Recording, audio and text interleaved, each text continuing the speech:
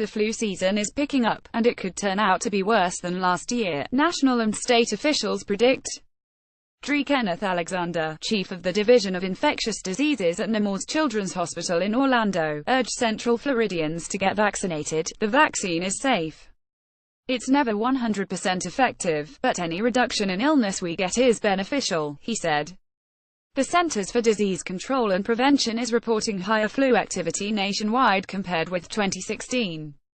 And so far, the predominant circulating flu strain is H3N2, which is associated with more severe flu seasons. CentraCare clinics in Central Florida have had 184 patients with influenza during the past week, compared with 78 cases last year during the same period, said Dr. Timothy Hendricks, medical director of the Florida Hospital Urgent Care Clinic chain. The patients I have seen have typical flu symptoms of high fever, barky cough and body aches, fatigue, said Hendricks in an email. At this rate, it looks like it's going to be an early season, like we had in 2014, which peaked after Christmas and we temporarily ran out of flu shots. Statewide, significantly more pregnant women visited the emergency room because of the flu during the last week of November compared with the same period in the last two flu seasons, according to the latest flu report by the Florida Department of Health.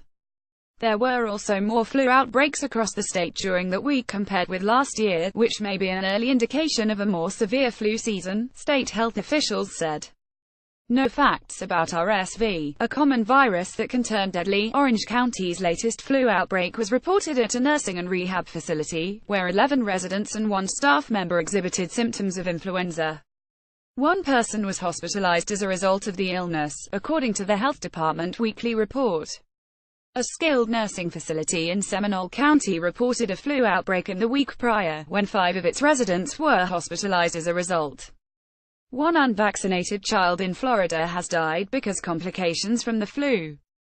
Although most people view the flu as a minimal threat, Floridians should take flu infection seriously as it can cause severe illness, and even death, in some cases, said State Surgeon General and Secretary of Health Rev. Celeste Phillip, in a news release. Flu season is already in full swing, but it is not too late to get your flu shot, which is the best way to protect yourself and your loved ones. Another source of concern for health providers is RSV, a distant cousin of the flu, which can be especially dangerous to babies. The virus has spread across Florida and its activity is well above previous seasons, according to the state health department. RSV, or respiratory syncytial virus, is the most common cause of breathing passage and lung infections in children. Almost all babies are infected by RSV at least once by their second birthday, according to the American Academy of Pediatrics. Most children and adults get over the infection like a regular cold, said Orlando pediatrician Drive. Jeannie Moorjani, in an email. But if the virus finds its way to the baby's lungs, the baby could have more severe breathing complications that would require hospitalization, she said. Premature babies are even at a higher risk of getting severely sick. Rebecca Adair was in disbelief a few weeks ago when her 3-month-old baby, Scarlett, turned blue and coded in the emergency room. 3-month-old Scarlett Adair spent a week in the hospital after an RSV infection. There are no vaccines or treatments for RSV, so parents have to be extra vigilant. Rebecca Adair vaccine for common respiratory infection shows promise in trials. I thought she just had a bad cold, to be honest, said Adair, 24. Her brother had a cold, and I figured she got it from him and I said she'll get out of the funk soon, but by November 18, Adair noticed that Scarlett was lethargic and wouldn't eat. It was Sunday and she thought about waiting until the next day, but she decided to drive from Ocala to Arnold Palmer Hospital in Orlando to find out what was wrong with her baby. There, after helping Scarlett breathe again, doctors diagnosed her with an RSV infection. It was really bizarre to me, because I had never heard of RSV. I didn't know what it was, said Adair.